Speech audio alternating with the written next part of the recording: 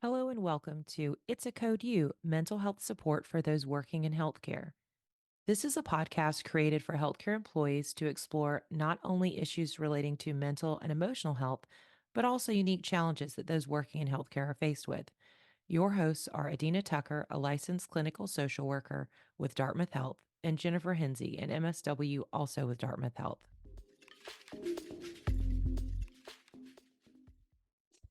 Welcome back. This episode, we want to take a look at the mental health and well-being of men. So this episode is going to be all about men, what the research tells us regarding the things that they specifically struggle with, or things they struggle with more than women, what we know about how men seek support and treatment for their mental health, and the barriers that exist from men feeling empowered to seek support. And then finally, how can we start to change the negative stigma that exists that can keep men feeling alone, isolated, and stifled from asking for help and support when they need it most?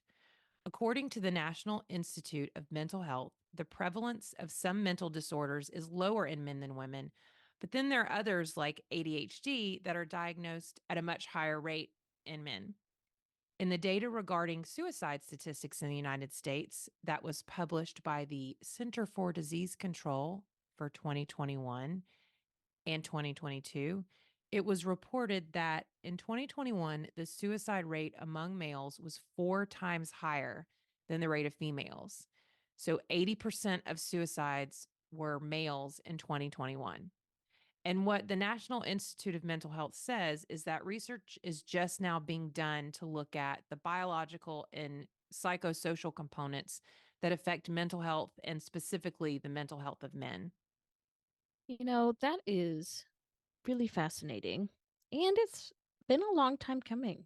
Men really are in need of some mental health prioritization. And I think there's a lot of factors that go into the sorts of barriers men face when it comes to getting that kind of help. But in 2024, I think it's time to put the men in mental health. In fact, Mental Health America says that 1 in 10 men experience depression or anxiety, but less than half of those will actually seek treatment. Several mental health organizations point to the stigma that exists around men seeking treatment or speaking out about their mental health or emotional struggles as a possible barrier to men accessing treatment and support. There's also immense pressure that men face to just tough it out, and getting treatment is often seen as a weakness rather than a strength. This unfair stigma helps to perpetuate this negative perception that a lot of men have about seeking treatment and support. So, when we look at the data regarding depression, for example, it is a real concern. According to the American Medical Association, the data about depression in the US shows that women suffer from depression more than men do. But yet, the suicide rate for men versus women is 3 to 4 times higher. While you can't say definitively that all of these men who committed suicide were suffering from an undiagnosed depression, we can't overlook that depression is a major risk factor for suicide. And another interesting thing that this particular article brought up is that the way that our mental health diagnostic criteria surrounding depression specifically could possibly be geared more towards how women experience depression, which really goes back to the research that you mentioned earlier. It's finally being done to look at the biological and psychosocial components that affect mental health for men specifically. Yeah, this was a very interesting episode to research because there's a lot of different things being done that in the field of mental health that specifically look at how men experience mental health issues and how it's so very different.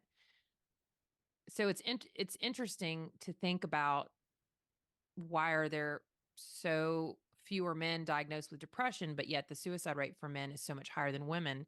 And obviously we can't solve that during this podcast, but I do think it's really worth exploring.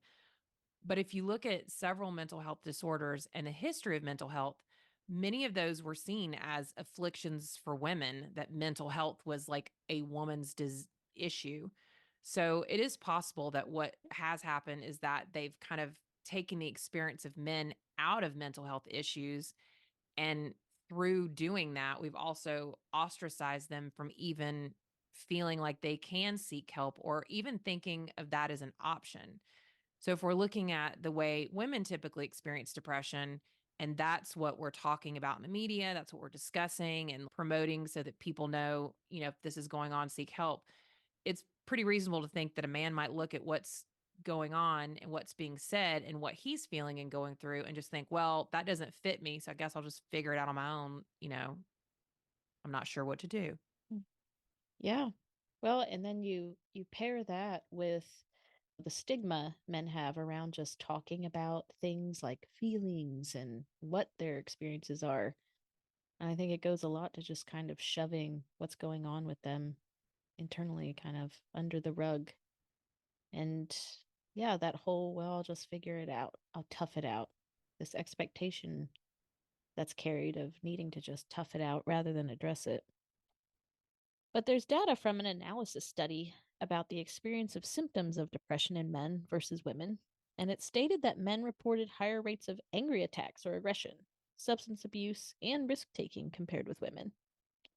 And when they included those criteria as symptoms of depression, they actually found that a higher number of men met the criteria for depression than women.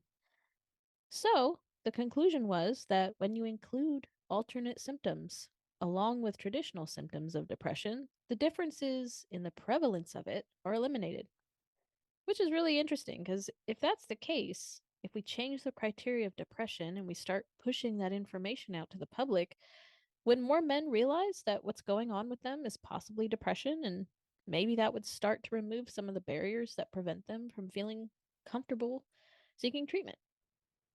Well, interestingly enough, there was another study that looked at very similar things. And what they concluded was that one way we could capture and properly diagnose men who are dealing with depression, but may not name that as a primary concern when they actually come to their medical provider, is to administer gender sensitive depression inventories, especially to men who are exhibiting the male typical symptoms, but they don't even discuss anything that might point the provider to depression, like sadness or, loss of interest, all those types of things that are typically seen with depression.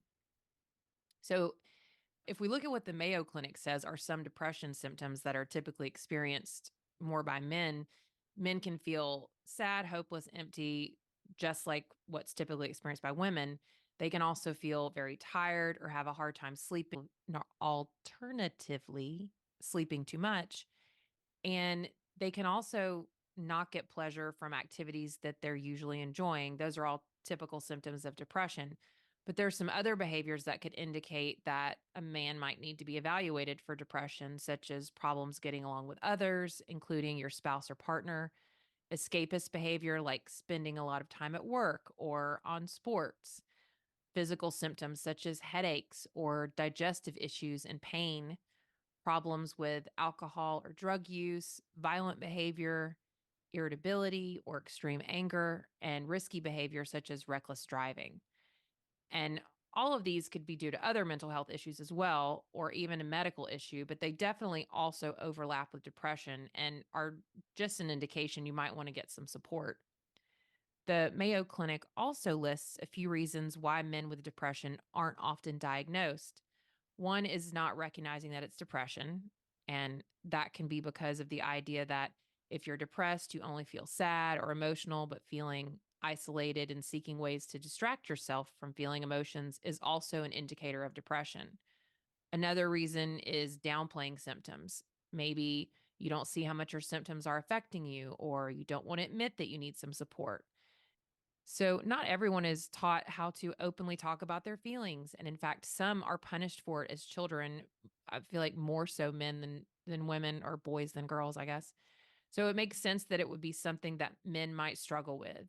And the last reason that they cite for men being underdiagnosed is not wanting to get mental health treatment. And I've heard from men and women that, therapy is a scam and you should be able to deal with your own Mhm. problems. But it's that stigma that keeps people from getting help and getting better when they need to and keeps them stuck in something that's unhealthy and sometimes even dangerous for them. Yeah, that is such a great point. It's interesting when we think about like medicine as a whole in the US, so much research, so much of the protocol, the testing, everything has been done using, males, typically, right, heterosexual white males, a very particular demographic to validate what we do in medicine, right? But it's just so fascinating that mental health seems to be kind of escaped out of this realm, right? And it's really left men hanging in a lot of ways. Actually, a review done by Frontiers in Psychology looked at a handful of male tailored psychotherapy approaches for depressive disorders.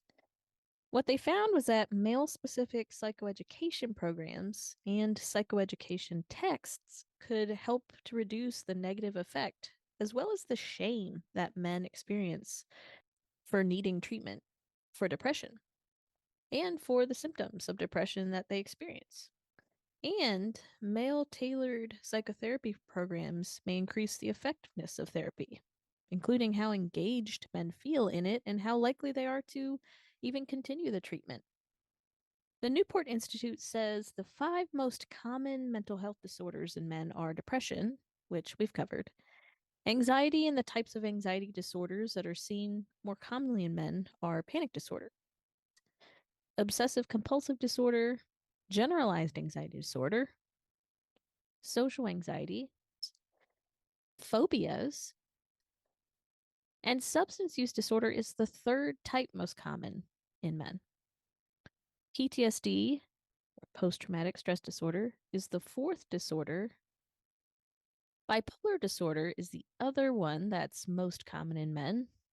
Now, NPD, or narcissistic personality disorder, may occur in up to 5% of the US population. The good news here is that all of these conditions can be treated with medication or psychotherapy, but you gotta get in the door. Men, let's let's make this a year of healing and getting in the door. It's interesting because I like the TikToks and there is actually a podcast where it's two male friends basically talking about their experience, like working through their traumas and things. But it's very interesting because they'll have conversations about what's actually happening in their brain in a way that I haven't heard a lot of men talk about things like one of their conversations was, well, if you tell me that you're upset with me, I need you to talk about it right then. And then the one guy's like, why? I don't need that. Like, just tell me you'll come back and talk to me later. He's like, no, because I'm going to be anxious and all these things. And so it's really kind of refreshing to see them kind of lean into it. And the one guy has like a girlfriend and he'll say, this is how we'll handle conflict. Like if I get upset about something, I'll go to her and say, I'm upset about this, but I don't want to talk about it right now. And then she's very good and she'll say, okay, what do you need from me? And I hear you and whatever. And just the whole thing. And I've seen other podcasts where men are talking about pain from their father relationships and things like that. And I'm hoping that this is the year that more men start really taking charge of their mental health and realizing that I mean, being vulnerable is one of the, most courageous and bravest things you can do because it's uncomfortable. And there's that fear of, am I going to be rejected or ridiculed or whatever it is? I think that's a great point. Vulnerability, I think all around, male, men and women, I think vulnerability is often cast as a weakness in our culture. And it certainly flies in the face of what we might historically consider to be like strong, successful, whatever, all of those sorts of things. But really, vulnerability, like you said, it's a true strength. And it is it is required of the healing, right? It's required part of the journey. The other thing about vulnerability is it's not just required for your own healing, but it's also required. There's only so close you can get in relationship with others if you're not vulnerable, especially like in your romantic relationships. Mm-hmm. So Exactly. hopefully this has been helpful. Hopefully, the research will continue to look at ways that awareness can be spread to men in order to reduce the negative stigma about mental health and seeking support and treatment, as well as ways that treatment can be adapted so that men are able to engage and stay with treatment once they actually seek it out. And I think it's an important thing that should be addressed in mental health in general. I also hope that we are able to model better for our young men that it's not only okay to have emotions and express them, but it's actually the healthiest thing they can do. Maybe in 10 or 15 years, we'll be in a different place and mindset with better support and outreach for the mental health of men. We hope that this information was helpful. All of the research that was used in this podcast episode will be in the show notes. If you have questions for us, suggestions for topics we could cover, or any feedback, you can email us at dhbhs.media@hitchcock, and that's HITCHCOCK.org. If you haven't subscribed, please do so. And if you've enjoyed our episodes, please tell a friend. And thank you for listening.